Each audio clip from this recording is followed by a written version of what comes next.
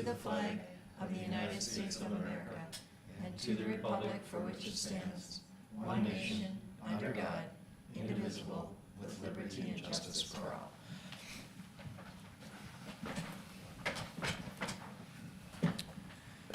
Alrighty.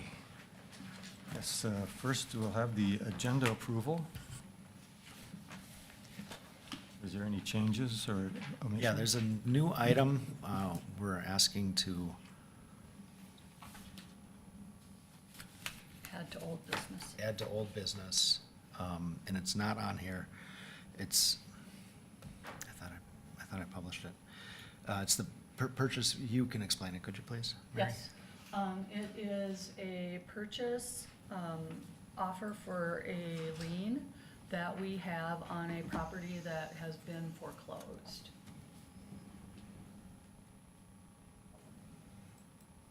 Alrighty, and that's under old business, you say? Yes. So we'll add that. And with that, if I can get a motion. I'll make motion. Thank you, Steve. I'll second. Thank you, Shar. Any further discussion? All those in favor say aye. Aye. Opposed? All right, public input. And the crowd says? Yeah. No, one at a time. No public input. We'll close public input and go to the consent agenda. I'll move to approve. Thank you, Shar. I'll second that. Thank you, Steve. All those in favor say aye. Aye. Opposed? Motion carried. 5A, let's see, old business, I guess. Last month in the director's report, I provided a little synopsis of a notice that you had gotten where there was a shortening of the foreclosure redemption period. Yesterday at 3:30, I had a person walk into the office and is interested in redeeming that property before it is actually ending its redemption period. So what that means is there is the potential through the foreclosure process. The way that it works is that the property ended up going into foreclosure on a sheriff's sale. At the sheriff's sale, it was the lender, and then there was an outside investor that actually bid more than the lender and was awarded the property.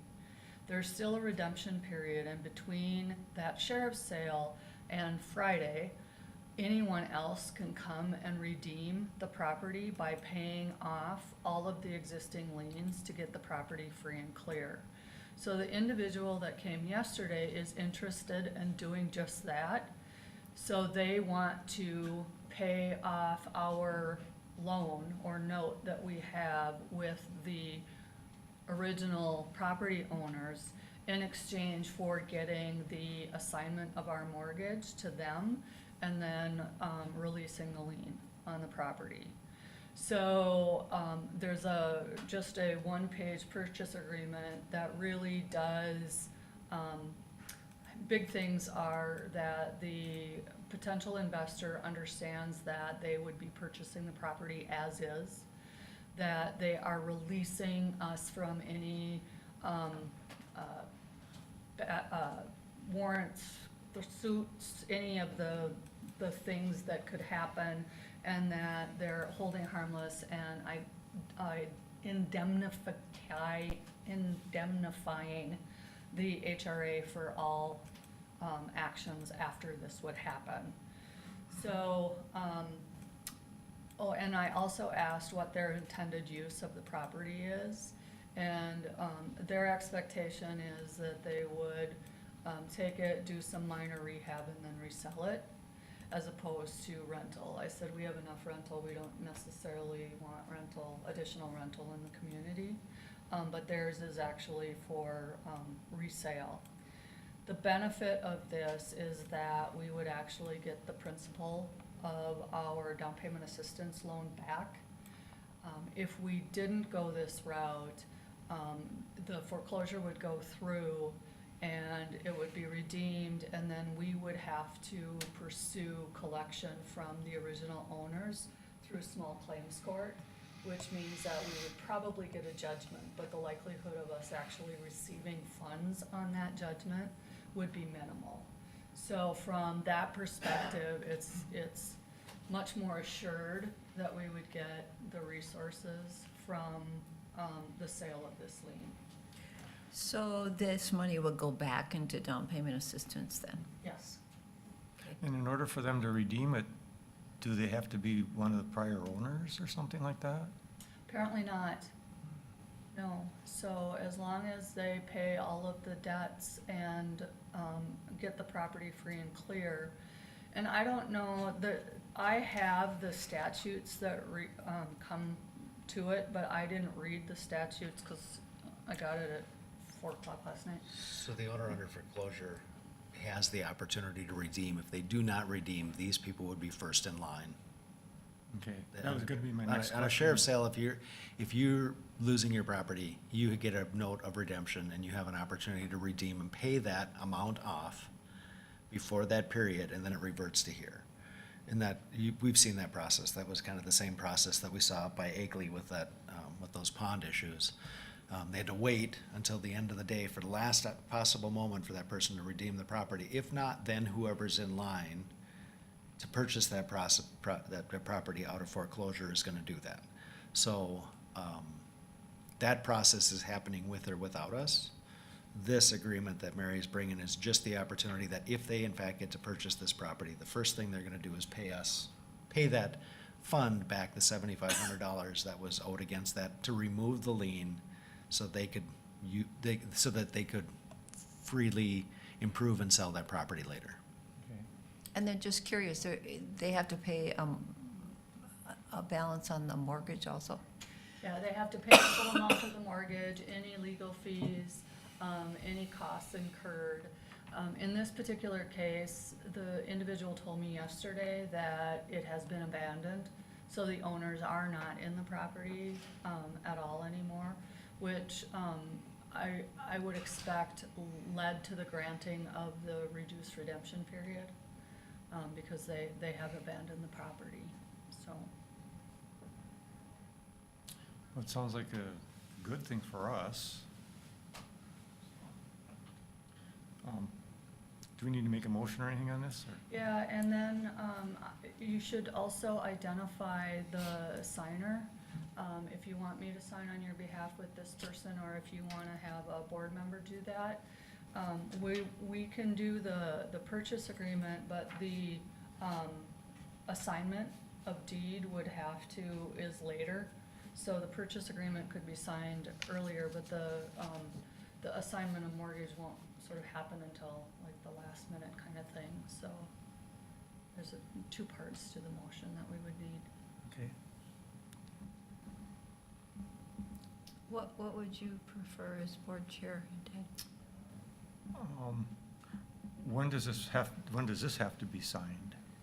I think that we would probably be able to sign the purchase agreement today. Okay. And then we can present that to them, and then they would have to sign it to accept, to make it valid.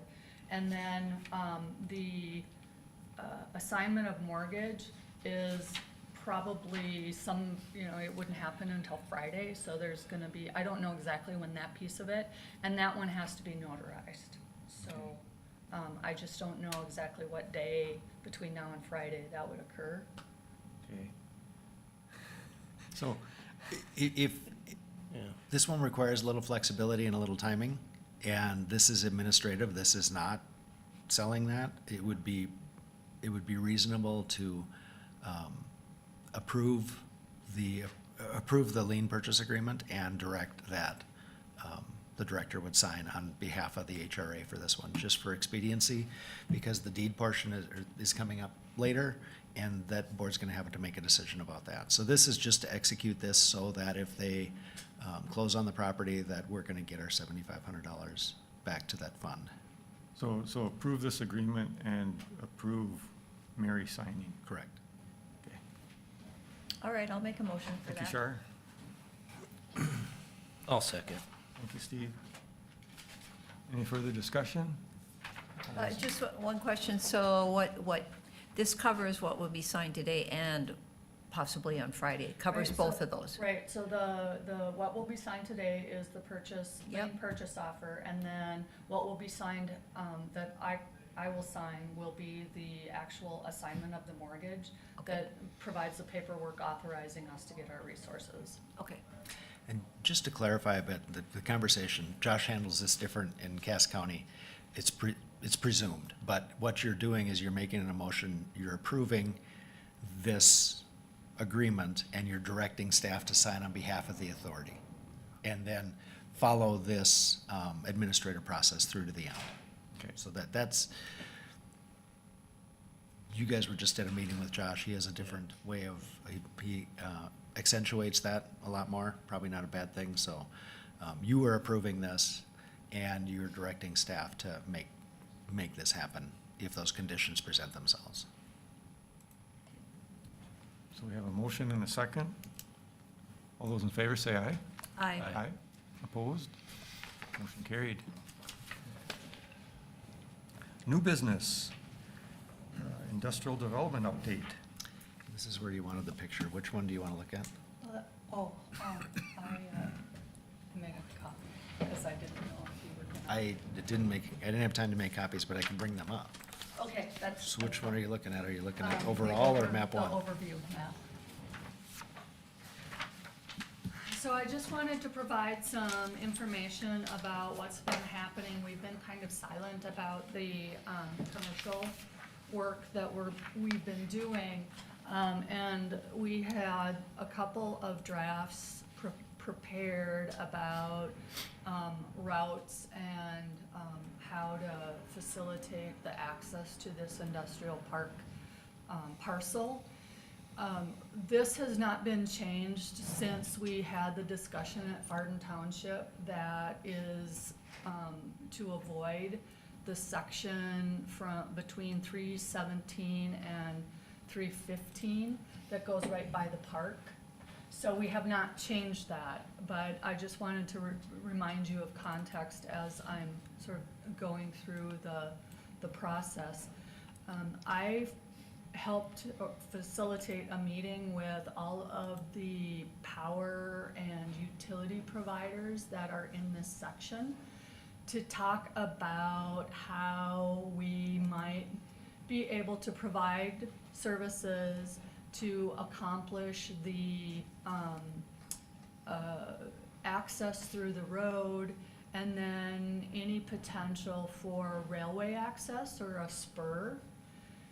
So one of the things that is something that we really need to take note of as we think through the development is that Burlington Northern has the rail spur there, or the railway there, and is interested or willing to work through the process of putting in a spur. But as part of this, we also need to consider a much more improved rail crossing that includes the guards and the arms and all of those kinds of things in order to have the larger trucks and traffic. One of the things that he noted quite interestingly is that there are a number of accesses in this short area. He counted 3 rail crossings within the 3 roads. So 315 has one, 317, and 323. He said, you're gonna have to give 2 of those up. So, so that's sort of one of the big deals when we're thinking about how we would look at the improvement of this property. Is he didn't know how we were ever able to get 3 rail crossings there in the first place. But if we're going to look at significantly improving to build up a road to access for the industrial park, that we would likely have to give up 2 of them. So that's the one sort of, well, that's interesting. He did go on to say that if it was in the interest of Burlington Northern, that they would help us access resources to pay for the rail crossing. There are some sources through MnDOT under their transportation program. And then if it is in their interest, they would also potentially come to the table with resources to help as well. So that whole thing has some feasibility. We also talked with Minnesota Energy and had some conversations related to natural gas in this area. What was interesting to note is that they already have a stub right around the potlatch area that, given sufficient additional utilization, they may be willing to build out. So that means that not only would this industrial park have the potential to access natural gas, so could the property that we just sold by Potlatch, and then as well as some of the residential around this area. So that is an intriguing kind of component as well, is that one of the things that we'll need to do in our investigations is figure out what the minimum amount of use is necessary for Minnesota Energy to really be interested in sort of expanding their ability for services in that area. And then we had a conversation about the electric and how that looks. There are 3 lines that run through there. Minn Kota and Otter Tail both serve those, and then the actual end provider is Beltrami Electric. So we had some real interesting conversations with them about what power utilization looks like and some of those opportunities. We also I am still working very actively with a potential business that's interested in locating in this area. Where we're at with that process right now is their interest would be to sell back a certain amount of their excess. They have some machine that produces power that runs their factory, and that machine would have excess power during parts of the day that they would be interested in putting on the grid. And so we're having conversations with Minn Kota right now to see, number one, do they have the capacity to take the power to the grid in this location? And then number 2, what kind of rates that they might be able to provide to this business in order for them to figure out how that can help offset their initial investment in the rest of the material or the rest of the equipment that they would need.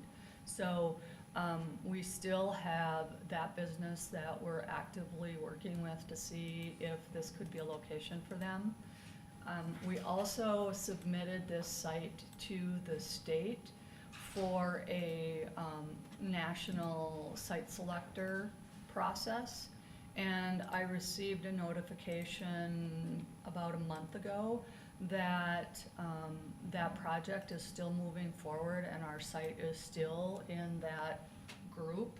So there is another national site selection process going on, and our site here is still in some kind of consideration. That process is a little foreign to me, and they don't really tell you anything other than you get these occasional emails. But just to let you know, really that what we thought was the case is that this site would provide interest from businesses that are looking for all of these things that check the box is true, that we still have a few, we're still working actively with one, have the potential for another, and that's before we haven't even provided a brochure or anything to really market the property. So I think it's encouraging that there is a potential for this to really be developed in industrial usage. So that's all I had on this item, unless there's questions. Mr. Chair, I have a question. So if they went down to one crossing, would that involve abandoning roads, township roads then? Because there wouldn't be those two other crossings? That's what I'm guessing. My thought is, looking at the map, It's a county road. and a the township. easy one Is seems it a like, county road? Yeah, Okay, county road and a township, and then the existing is a township. Yeah. That, Okay. that this intersection would be on the map here, this is a township, that's county, and that's a township. okay. So I don't know if, would these roads come up, would the opportunity have to happen, that we'd have to have a cut across here to come to this proposed entrance into the industrial development? So then basically, this would be abandoned, so from here you'd have to go over to Possibly, yeah, here. yeah. Okay. It would be cut off here, short Yeah. of the, whatever right-of-way this is here. But I don't know if there's property owners affected by that, as far as addressing purposes and things like that. That would have to be looked into, and the townships would have to be on board Yeah, with this whole Yeah. proposal. And this one, it falls all squarely within Farden, so Yes. it would be conversations with them, Yeah. and then how to make that all work. I guess I don't remember where the park is in reference to Yeah, it'd be up 323rd here. or three It's on the 17th. top, right by the purple line, Purple so, one here. Okay, so it's That's- up there. So that really wouldn't be affected by, Yeah. so to say, abandoning those roads or changing the configuration of them. so currently there aren't arms across that, so they Yeah. would you want to put arms there. So they're unwilling just to leave the other two crossings without arms, or they're just saying, we just do It one won't. crossing? it just becomes such a liability for them, Yeah. and that's why they're really concerned about it now. It's like, boy, with 3 potential impact Yeah. zones, it becomes very dangerous. Yeah. And that's why they were really surprised that there were some. The initial thoughts or conversations that we had with Farden Township is that the purple is fine until it gets to 317th, where we would drop down. And likely that would be the one that would be targeted for the major, Keeping Over. 317. yeah, keeping 317, because that one does go all the way north to Highway 2. So that Oh. does make a Move legitimate that over. place to have that more improved rail crossing, because it has the potential, because it goes all the way to Highway 2, and then it goes all the way down to County 9. So Yeah. it does become sort of really a thoroughfare road. And then, if we did that, there would be, on the south side of the rail track, we would probably look at going from 317th to the west into the industrial park. There's kind of this weird shaped deal there you can see on the map. That's county land. It's a tax forfeit parcel as well. And if we did that, then there would be a way of feeding 315th to 317th to get over. And then we just have to look at, okay, how then on 323 what would we have to do to Bringing it up, facilitate that Yeah. crossing, if I- anything? I brought it up on the on the county website. Everything between the tracks and the purple line is tax forfeited land. So, So, but basically what you're saying then is this purple here, you would discontinue and bring it down here and then go over? Yes, yeah, that makes exactly. sense. And that was what was, the, preference of Farden, the town hall Oh, too. originally, That was their concern, is where, Okay. where you had just pointed the purple, that whole area there is their park. And they didn't want any traffic Yep, okay. increased on that park. So their preference would be that we would go to 317 and go around too, okay. yeah. yeah, and like you say, if we have to eliminate two, you really couldn't eliminate 317th. So it only leaves the other two. Right, And we've already kind of got this, the 315th already kind of figured out. So the big thing is what, would we be affecting many people on 323rd? Are there people that live along that between the line? Down closer to number 9, or County Road 9 down here on the south, on the bottom of the page, there are some properties here, but these 280s right here look like they're tax forfeited parcels. And then how about right here, Ted? Those are tax forfeited parcels too. So we wouldn't be cutting off people's access to their property then? Yeah. Okay. Yeah, most of the properties between 500th and the rail line are tax forfeit. And then, on, a little bit on the south as well is, there's quite a bit of tax forfeit in and around that whole area. So I could see, it looks like we're maybe gonna inconvenience, if we close that railroad crossing, we maybe would inconvenience 4 parcels. And it looks like a John T. owns 2 of them. And then the state of Minnesota owns 1. But it's not a large inconvenience, because they can access a road to, Yeah. And how often would these people, and let's say they're maybe going to Cass Lake, I could see going that way. Maybe even if they took Highway 2 to town, I guess that would kind of be a way to get there too. So yeah, they're gonna have to drive, south for a mile. There's a couple of ways to accomplish it. I mean, County Road 9 is through to all the other roads. Yeah, It's just the barrier right at the railroad track. So 500th goes all the way from 101 from from US 2, and 9 goes from 101 to US 2. So 323rd and 315th go to 9. They just wouldn't go to 500th anymore. yeah. And then 315th, if we're gonna do the access road to the industrial park, they'd be able to take that route. Okay. so what do we look at, if everything went smoothly, what's a time frame to realistically? Well, I think that the next step is really to start hammering out some of these details and then potentially start looking at what opportunities for some additional funding there are to facilitate the development of the road. I think that regardless of whether or not we get a business, we're gonna have to know these things. And whether or not we pull the trigger will be dependent on the business, but I think it's important that we really start understanding where sources of funding potentially are, what the costs associated with these things are, and, sort of narrowing down the scope and parameters associated with the build-out of the infrastructure necessary. So that's really would be the next step, is to start having conversations. We need a preliminary design from an engineer, not Right. from Right. economic development people, so. I can draw lines on a map. They don't mean anything, It's but I not can gonna draw. build it for you. What are we looking at for a cost for that? My proposal would be to talk to the county highway engineer, just to talk about the process in doing Okay. this and ask what her recommendations would be. Okay. And then bring that back before we make a determination of how to proceed.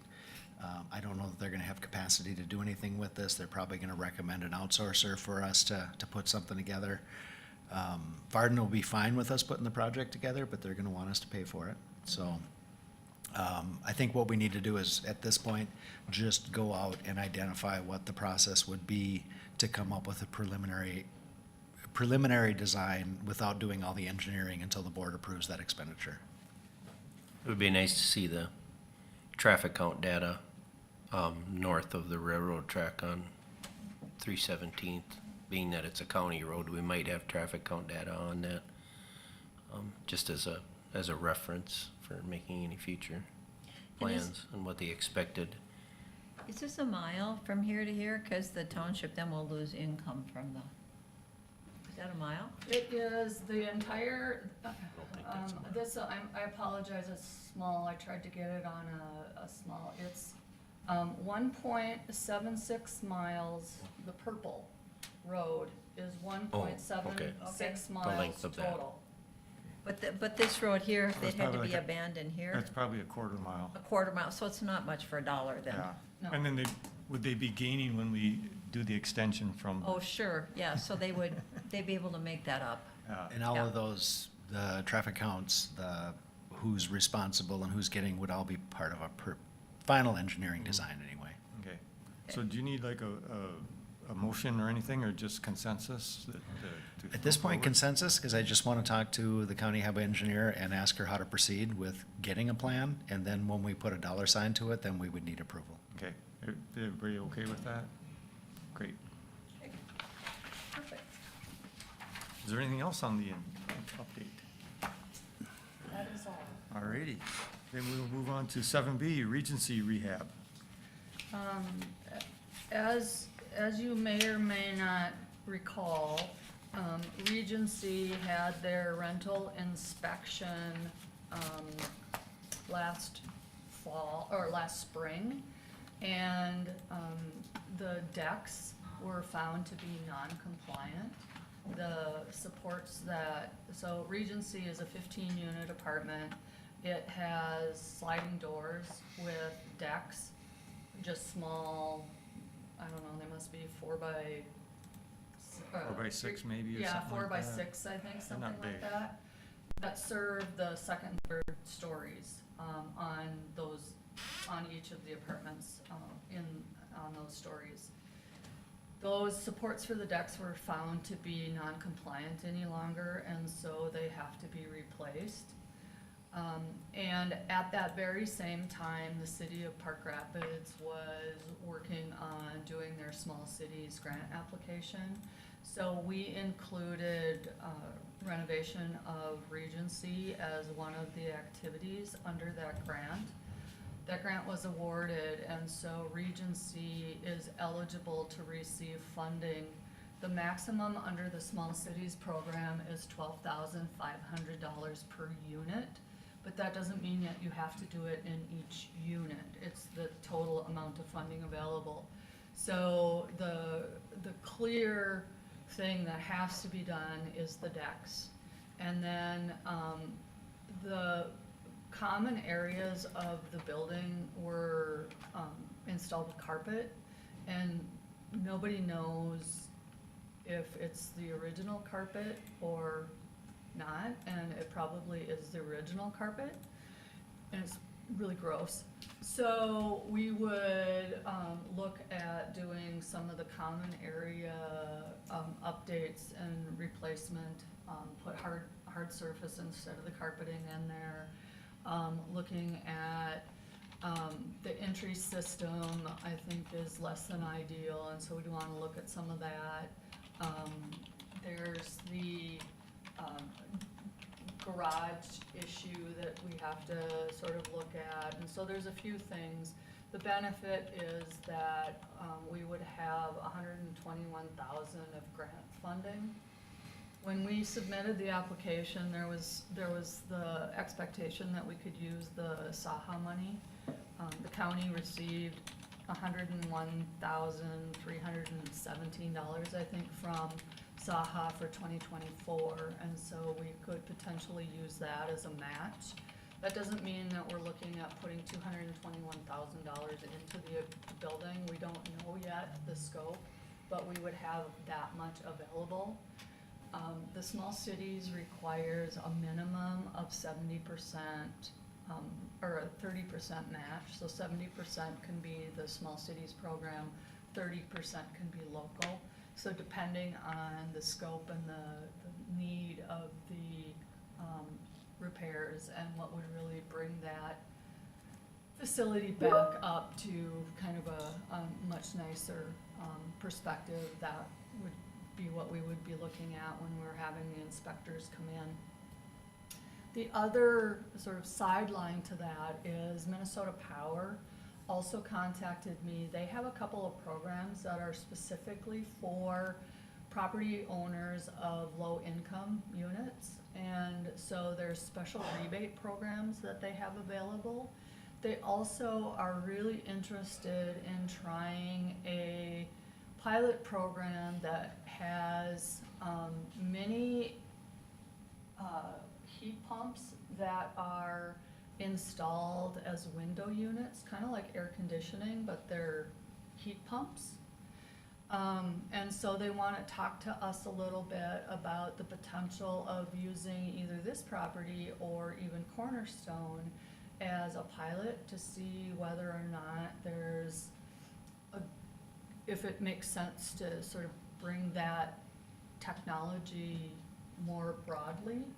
I'm having that conversation this afternoon at 3:00, and so that's another component that could be added into this. At a minimum, we'll be discussing rebates, so they'll have a lot of rebates, things like, replacing the toilets with low flush, because those haven't been replaced in most cases in this unit.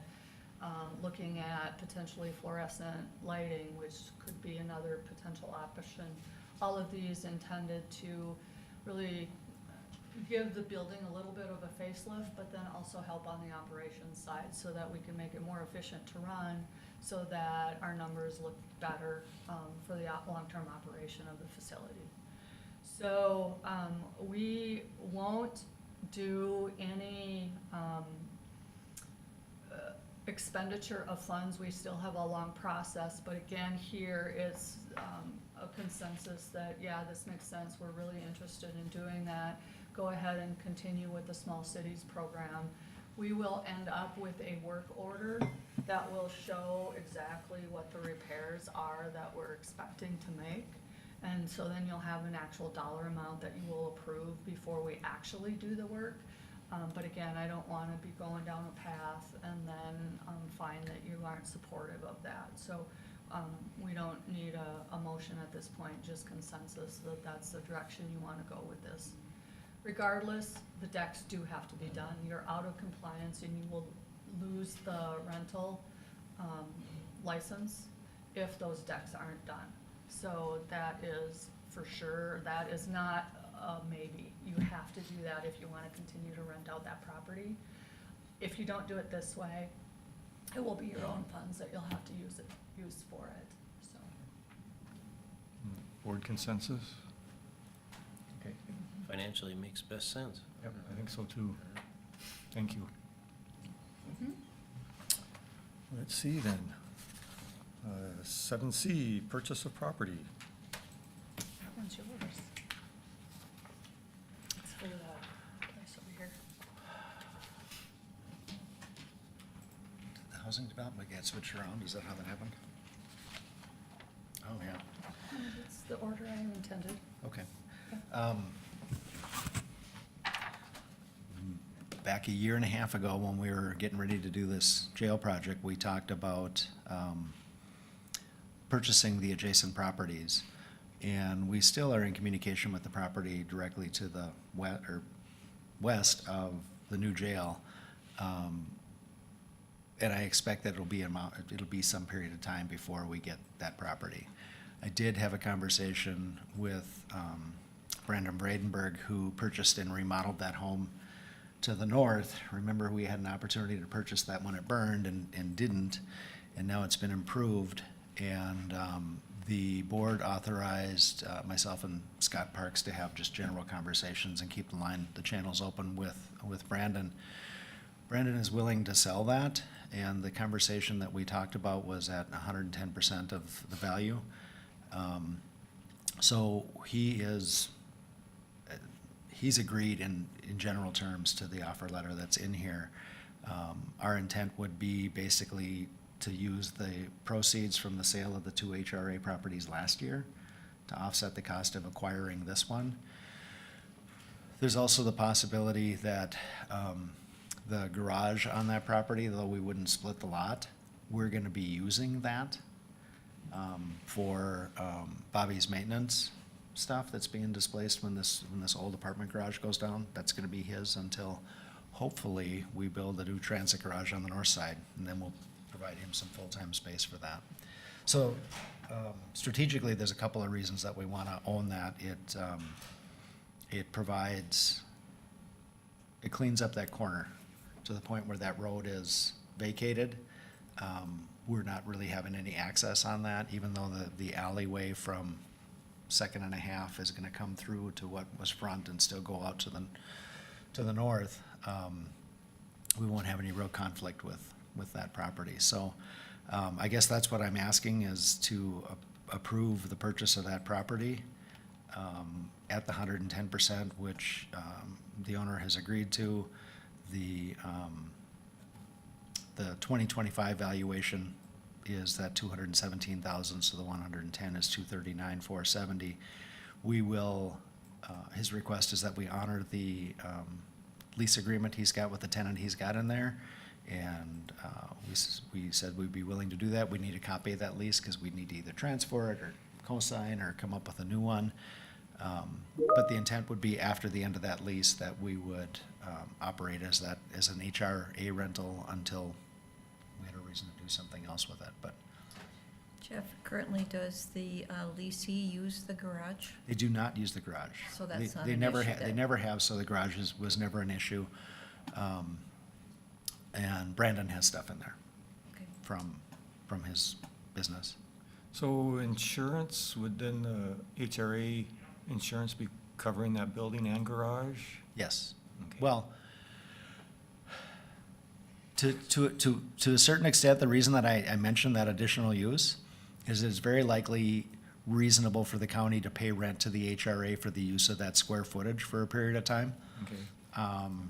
whatever that would be. And I mean, it might be modest, but what does a garage that size go for commercially right now? I don't know, is it 120 a month? 150 a month? I mean, we could look at that. I think it's reasonable to offset some of the ongoing maintenance of that, as long as we're using it for a county use, from county funds to the HRA. And if you'd like to see that proposal, I could put that together for the next meeting. From an insurance perspective, MCIT no longer allows rental properties on the HRA policies, so we would have to go to the outside insurer that we currently use for your other single-family rentals. And it's relatively reasonable. It's not as reasonable as MCIT, but we would do that. We would have to do that. Perhaps the garage rental would cover the insurance. Yeah, And then, I would, yes. yes. and then DW Jones wouldn't be managing this, so you guys would be managing just like you're doing the other Yes, houses? yeah, they would not do that, so we already have the 2 units that you have as rentals, and so we just add that one to ours.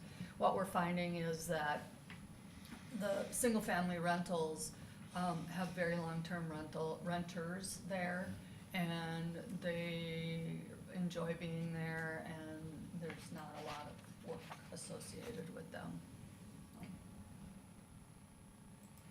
And then who's keeping up the yard? That's a question I don't have an answer for, but we'll determine that. And if it is the owner, then it'll be our staff doing it. Yep. I'm not sure what that agreement. What I do know is that Brandon had said that the tenant had done all of the landscaping and the flowers, and so in the spring, when you notice that comes back, it's based on that tenant's efforts. So I'm sure it'll be a coordinated effort and will not require much in lawn mowing. Yes, I would think I would think the person renting would do the mowing and shoveling the driveway. It should be identified in the lease, which we're asking for a copy of in this letter. And then how long is left on the lease? I don't know specifically. But he did say, this tenant is no trouble whatsoever, and was very concerned when she heard the first conversation.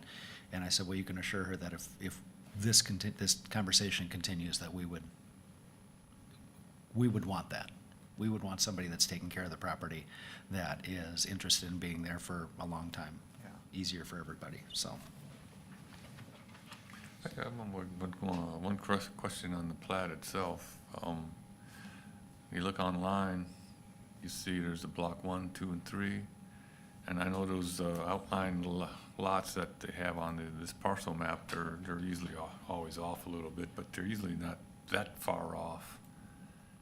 I mean, is there a property line issue here, or? There is not. Those lines are that far off there They're that in far that off. section. Yes, they are, absolutely. Okay.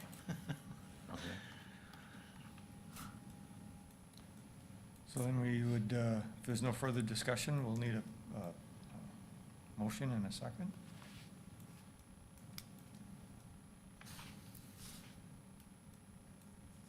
I'll make the motion to purchase. Okay, I'll second.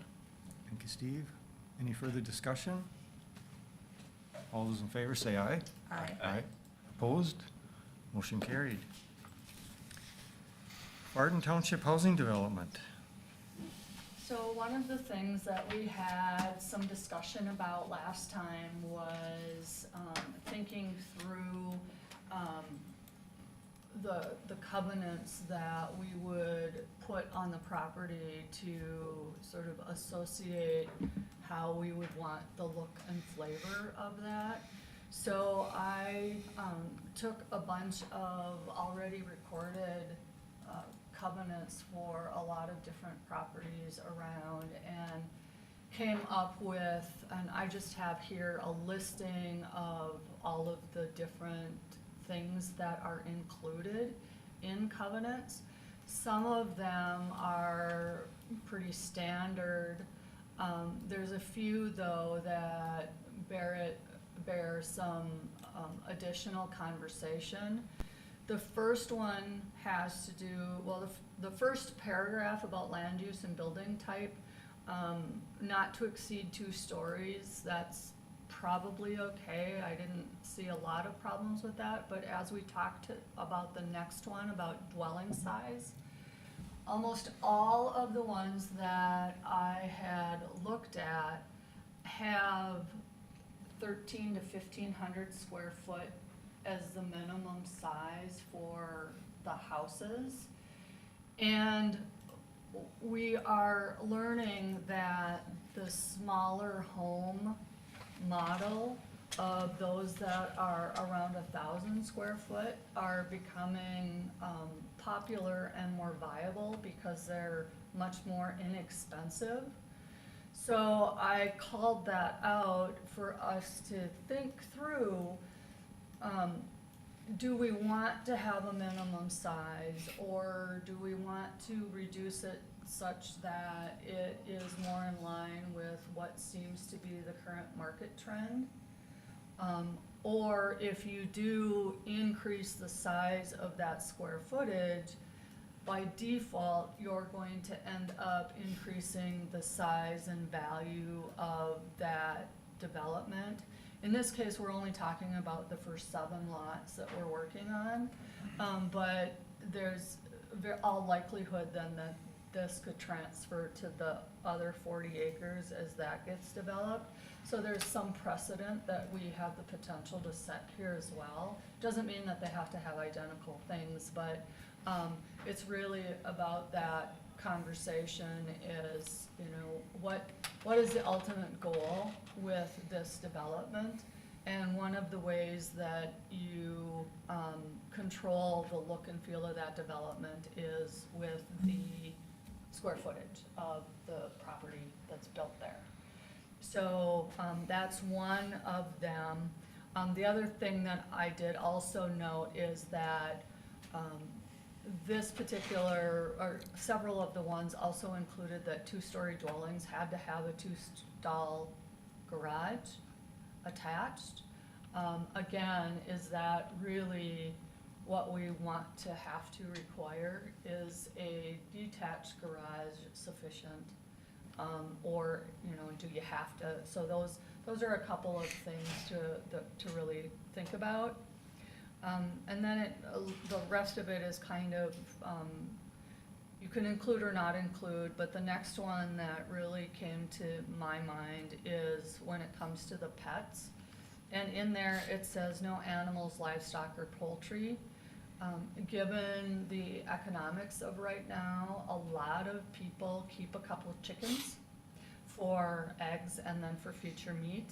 And so is that something, again, that we would follow? I know Park Rapids has an ordinance about the keeping of chickens within the city limits. And so is that something that you may want to consider? One way or the other, I'm fine with, but just understanding how folks are going, should we be thoughtful of that and including a provision that poultry of a certain number under certain requirements are okay, so they don't have to be in trouble if that's something that they really choose to do. Very good. Along with that, when I read that, do you need to define household pets?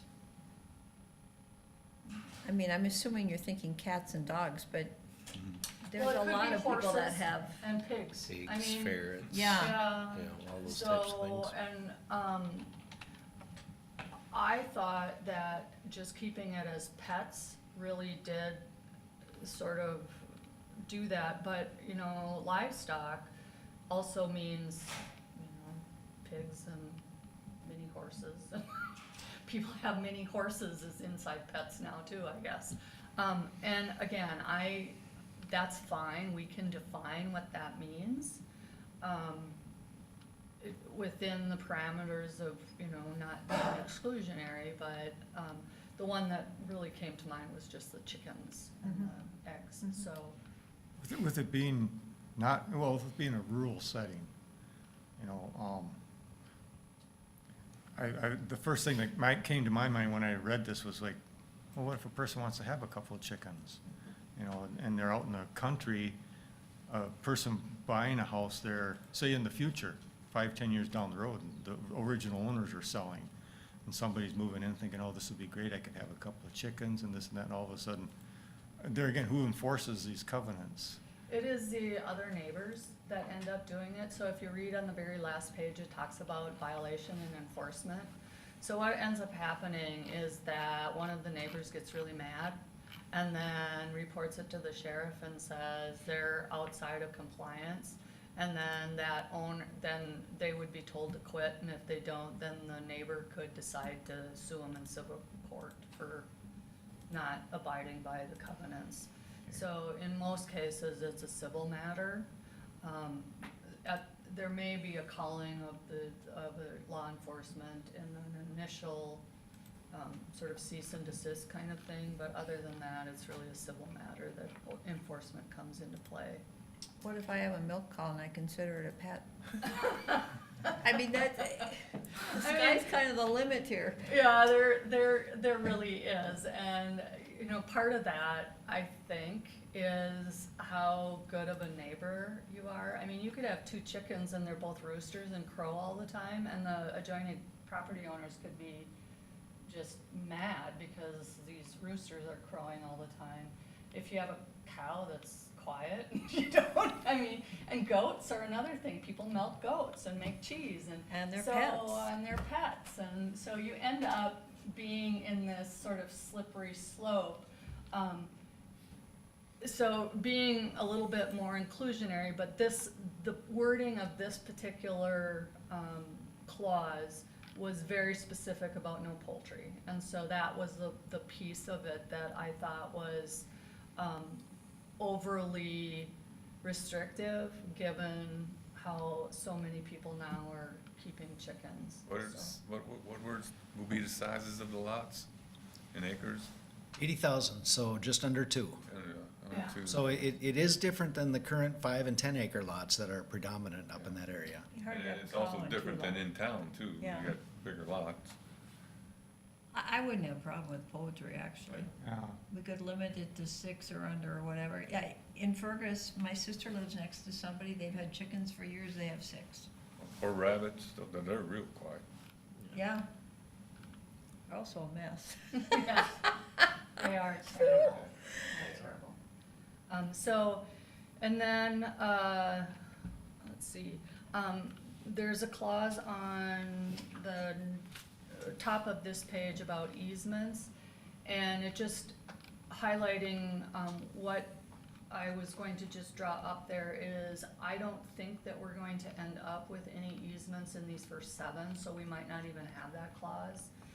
Other than if there's utilities that go along the road, and then the road right away, but I don't know that there's gonna be any other utility or easements as part of the parcel. And then again, talking about garages, and a little bit of this has to do or is connected somewhat with the size of the house. You know, we're talking about no more than 3 garages. Well, if you're building a 1,000 square foot house or less, you're probably not gonna have 3 garages. And then the other piece of it was no pole buildings or metal storage sheds.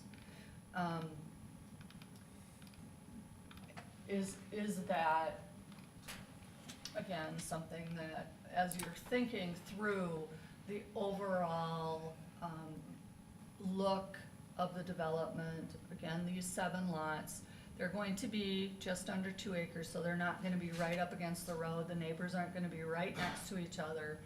But the aesthetics of the overall, as you're driving by, just think, as we set these, is this okay, you know? Is having a pole shed or a small steel building outside as a extra space, okay? Does it have to be an attached garage? What happens if someone wants to put up a house and that would be a steel building? Or a metal building? Well, that is something that, the way I read this, it could, it doesn't specifically define that, but there isn't really perfect allowability for a house, but it's not denying it either. So again, but the steel here says no steel sheds, so that's, we could be, as we're talking about, there's another portion about new construction and mobile homes. That's where you could specifically say no or yes, we're okay with them or we aren't okay with them. But again, and then anywhere you see, like on temporary structures, you just see a line. We're gonna have to define the name of the plat, and I haven't done that yet, so anywhere there's lines, it's assuming that we would have a name of a plat. I might suggest streamlining this. Most of this requires being tied back to an ordinance. Because we're in Farden Township and we don't enforce zoning countywide, I think that the important pieces of the, you certainly can. If you plat it, you can put on the covenants. But the more important thing is that we want owner-occupied housing built on these properties. And we would like to make sure that whoever is purchasing the property know, rather than restrictive covenants, talk about a development agreement. Meaning you would have to purchase a home with a primary living area of 1,000 square feet or 1,320 square feet. And, you know, you would have to have an improved driveway and, you know, all the other things that you need within so many months of purchase, right? Or if we're gonna get the property back. The development agreement portion is the more important part for us than to create a set of covenants that it's questionable if we have authority to enforce or if we have anybody who is gonna be willing to enforce. We don't wanna create an onerous situation for the sheriff's office up there. So I think we need a combination of these things, but I'm not sure if we wanna go all Minnetonka and come up with a list of restrictive covenants and tell people what color to paint their houses. Or if we want to come up with just the development agreement that says the intent is that these are gonna be built out as owner-occupied properties and, you know, suitable for the neighborhood primarily. The only difference is that with the development covenant, that really ends with the first transfer, where a covenant stays with the property for additional owners. And, you know, again, I have no preference which way to go. One of the concerns, or one of the things that when there isn't any countywide zoning and Farden doesn't enforce zoning, then it becomes, you could end up with a mobile home, and you don't want that. You could have houses, you could have a lot of different things. This is one way to sort of narrow the guide fence posts. If you choose to go down the development route, which is much easier, that's fine too. We can address much of this in that, but the only difference is that it really doesn't transfer to future owners, so. the development agreement could specify out mobile homes. It Yes. says you're Yeah. gonna have to build a That would be a good primary one. residential unit in excess of this amount, minimum square footage within this amount of time with a driveway, well and septic operating. And then after that, do we care if somebody puts up a pole barn? I mean, part of that is, do we care if they put up a pole building or not? I don't know If if you get too excessive with your restrictions, you're gonna start creating future problems. I mean, you're gonna get some people buying that's gonna want it just like this, and you're gonna have neighbors against each other then. We wanted to kind of debate and develop this idea, because these are smaller lots. And if, you know, the next step, if we offer these available and they're sold and developed, the next thing to do is to develop 15 across the street. That creates a little bit more density in that area than they typically have. So there's, on this end, a development agreement that says you buy the lot at this property, at this price, you're gonna build minimum this, and it's gonna be owner occupied, okay? Or a covenant which says, in addition, you're gonna do this, and you're gonna follow these general neighborhood rules. There's a good amount of these that make sense, and some of them feel like a little more sense than we would wanna put on there, so it's just, really just a conversation. Thanks, Tom. One thing I was wondering, a couple things, but first I'll start off with, can some of this be cured with setbacks? You know, if we require a 20-foot setback from a boundary line, plus we have some kind of wording where we want to leave natural vegetation or tree cover or some wording like that, because then you don't see your neighbors, you know, in a sense. And then going back to the beginning here, I've bought lots before where it was 700 square feet. And the reason why I'm thinking that is if somebody wants to build a tiny home. You know, those are becoming popular. We're talking 7 lots. You know, I agree, my house is a little over 1,000 square feet on each floor. You know, and it's a 4-bedroom, 2-bathroom walkout. You know, and to me, if I needed to, I mean, I could go on 1,300 or something like that, but we were thinking about, when we built it, yeah, we've got 2 kids now, but when they're gone, and we'd stay here, if we stay here, then how big a house do we want to have? I wouldn't want to go larger than 1,000 because of the price of construction. Is it? Between 1,000 and 1,300 might make something unaffordable. Yeah, and when we thought, I know Mary and I talked about before too on some stuff where you build a house this size, but you've built it with the intention of adding on in the Adding on to future. it. Yeah.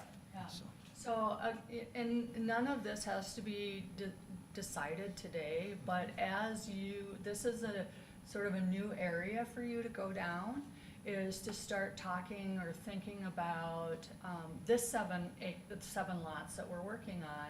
We've got the rest of it across the road, which does provide some additional potential. And, you know, there is even the opportunity where you could go to a common interest community where you would have shared wells, a shared well and a shared septic system, which would then really maximize the number of lots you could get because your lot sizes would go down a lot. And then all of a sudden you're talking about a much higher density, and then potentially would want to make sure that the flavor that you intend for development stays true. Again, these are all just ideas. I provided just bullets of a bunch of different ones that we can pick and choose. And then again, really looking at there's the whole section like on improvements. It's like, that's a ridiculous one. I think that we don't wanna be the improvement police and decide what people are gonna do. Where Jeff is right now, that stuff in italics, most of them say no mobile or modular homes, but modular homes in some instances may be a viable option, so that italics is another example of how you could potentially put in the opportunity for a modular home under certain parameters, so that you don't end up with 5 mobile homes and only one of them is lived in, or, you know, any Say of like those. one on a basement, or say it has to Yeah. be on a basement or You something. can say that, or in this particular instance, this italic says it has to be finished, you know, it has to look decent, it can't be just some plywood stuck up there, that kind of thing. And so again, without the aid of an ordinance or building code other than state building code, this provides you an avenue to keep a development more as you intended in the front end, because it goes on. Again, if you don't wanna do that, that's fine with me too, but I just wanted to provide these examples so you can start thinking about that as we're going down this path that's brand new, so. So the houses that you can purchase at Sabika, those are not considered modular, right? Let's- So the difference. They are considered modular? Well, it depends, and where the difference is how what happens with the transportation system. So anything that's considered mobile, when it's placed on the foundation, the transportation system stays with it, meaning that the axles Oh, and the okay. undercarriage are always attached to the home. Okay, A modular home is placed on the site, and the transportation system, meaning the big girders and the axles and everything, go away. That's the easiest way to differentiate between the two. So modular homes are built to a standard that allows, they're really stick-built homes, but they are built somewhere else and then placed on the site, and generally, they're not expected to ever move again. Mobile homes are that, they're mobile, with the expectation that they could be moved because the transportation system stays with them. And they have different building code requirements that are much less than even modular homes or stick-built homes. So that's the easy way to tell the difference. so my concern with this is, we wanna develop the lots, but then we wanna have the lots ready to go so a private developer could come in and purchase the lot, and then the county's done with it. If we have covenants like this, is the county ever done with it? And so that's my concern, because I don't want us to be policing, that's not the right term, but you get what I mean. Because that could mean we'd have to hire somebody to do this full-time. So I would ask our county enforcement officials Okay? what their thoughts are on covenants versus development agreements, because of that exact same thing. Okay. And that would mean talking to environmental services, that would mean talking to the sheriff's office, talking to solid waste, and just kind of reviewing that. I think we can accomplish everything we want through a development agreement.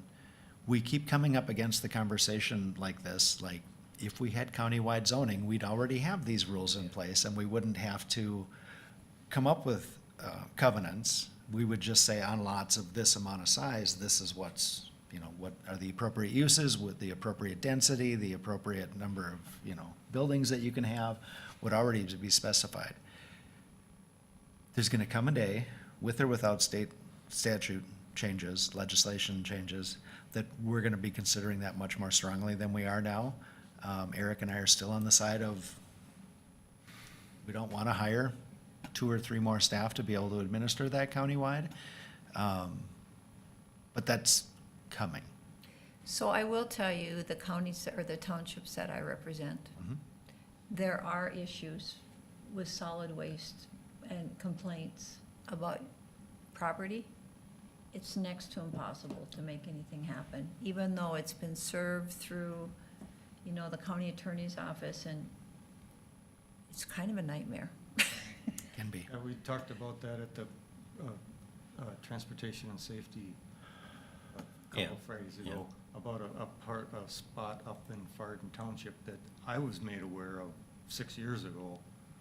And it sounds like, it's been cleaned up, I know at least once, but it's getting cleaned again, but And it goes so slow, it's months, Yeah. years. yeah. Perhaps we should include the township in this conversation for what if they have ideas on this aspect of it as well, to make sure that at least they have the input for what they see as the desired outcome. That's a good idea. Yeah, I can reach out again and we can do that. Because I certainly want them to feel part of the whole process. And I appreciate you bringing this, because it gives us lots to think about. Yeah. Yeah. Yeah, with the two-stall garage attached, I would be okay with an attached garage to the house, but I know my wife would never live in a house that's got an attached garage. You know, because she's worried about the carbon monoxide coming into the house. You know, and that's the thing too, I would prefer a separate garage because of the noise I would be making, working on something or whatever, separate from the house. You know, so requiring one attached, there again, now are we limiting who would buy the lots or stuff like that, you know? So maybe the builder's agreement is the way we have to go, especially on these 7. And someone might put up a house without a garage at this point, because that's all they can afford. Yeah, a good point there too. So it's good conversation here, good things to think Again, about. and this is new for you as a board, and so I just wanted to give you the luxury of being able to mull it over and just think about it and actually talk to your constituents too and see, you know, how are others doing it? And do they have favorable or unfavorable thoughts about covenants? And we can use that as we go down the path and do get to the point where we need to make decisions. I have one more comment, just because I know people that have purchased homes from Sabika and then moved them into housing developments, and they're lovely. And you wouldn't even know Now, that they were modular. That was really interesting what that definition is. Yeah, and And Sabika does do both, just so you know. Okay. They do both. yeah, and I can think of modular homes that are on block basements. And the only reason why I knew that they were modular, because they don't have a 412 roof pitch, it's a little bit less than that. But, You know, Verndale used to build whole homes yeah, they did. and bring out, you know, so those weren't modular, but they were modular in the sense that they were brought to the location. Same thing on the way to Yeah. Alexandria. Yep, Yep, and then the schools build Yeah. houses, you know, both Park Rapids and Neva schools build homes that are intended to be moved and would be classified as modular. And so that's why I did bring that up, as that is a viable option in this neck of the woods. And so it might make sense to incorporate that. I think that mobile homes clearly are really not a direction that we would want to go. So I just have one thing for perhaps future reference. If we decide to go further down the path of another tax forfeited parcel being set aside for housing, should we give strong consideration to Habitat for Humanity? Giving them a lot, build what you want, move it on to someone who's deserving of it? You know, it's very interesting that you bring that up, because Jeff and I just had a meeting with the Habitat for Humanity director that serves our county, and we had a conversation about how they fund themselves.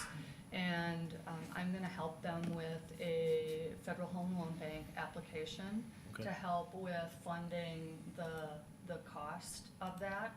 And yes, I agree that there is an opportunity to help facilitate them to acquire lots, especially through the tax forfeit process, in order to make those homes affordable. But in the short term, they don't need a lot right now, because we did have several lots that we had proposed to them. What they really need right now is funding to help with the materials costs. And so I did commit to help them with a Federal Home Loan Bank application, which is gonna be due in May, to try and help them get some funding for their existing build. And then I think I'm gonna try and include funding for 2 more builds somewhere in the county. So, thank you for asking that question. And I know there's other organizations that do building and remodel and things like that for people that are less fortunate. And I just like to try to promote that and move that forward, if in any way possible. I would appreciate if some of them would come to us and ask the questions, you know, because it's hard to seek them out a lot of times, but yeah. The Habitat for Humanity is going to come and present at your next meeting. They did ask Okay. to come. So we'll be putting them on the agenda for the April meeting is my expectation, so that they can present a little bit more. There's another group that at least I'm aware of right now, is the Hard Hat Ministries. Mhm. And what they end up doing is, they're the, sort of the group of last resort that, homeowners typically can't qualify for anything else. And they have more than enough labor, but really fall short of, resources for materials. And have, them and I have had several conversations about how could we potentially help them find those material resources that would be an advantage for them. So we have had some of those conversations. Good, good discussion.